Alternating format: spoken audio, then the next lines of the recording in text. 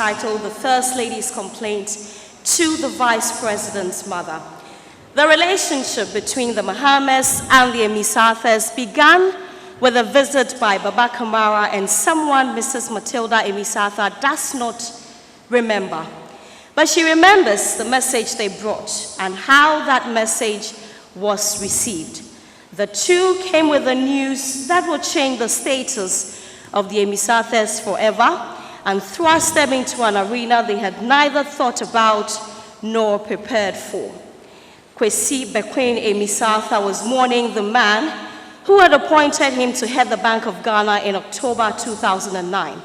It was in the last week of July 2012 when the two visitors came to his house. They had been sent by President Mahama to tell him that he, President Mahama, wanted Mr. Emisatha to be his vice president.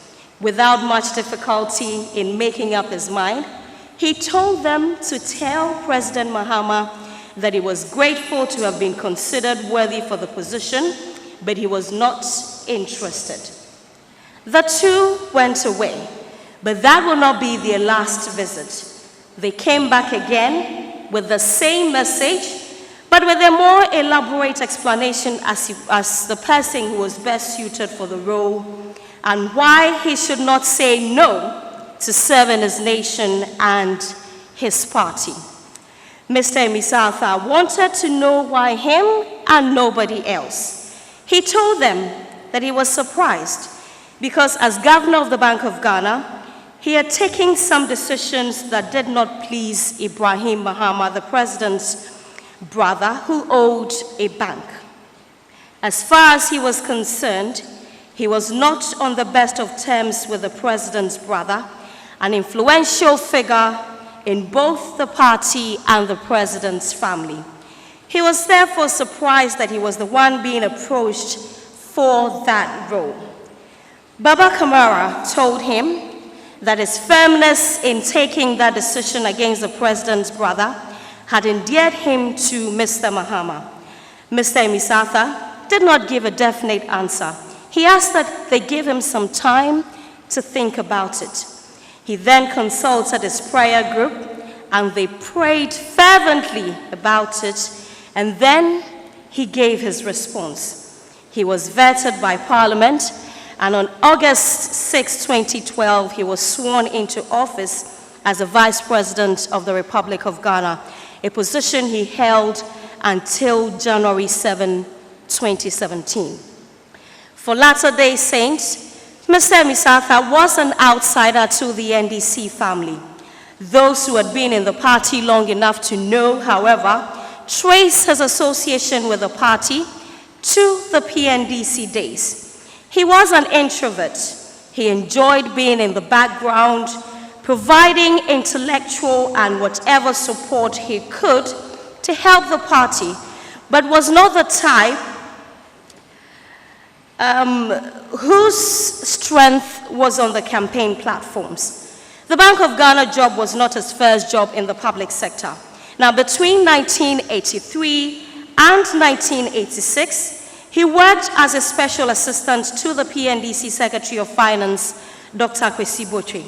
From 1986 to 1993, he was a Deputy Secretary of Finance and continued as Deputy Minister of Finance when the Fourth Republic was ushered in by Mr. Rawlings. He served in this capacity until March 1997, when he took a break from public life and went into consultancy, where he worked mainly for international agencies such as the USAID and the World Bank, among others.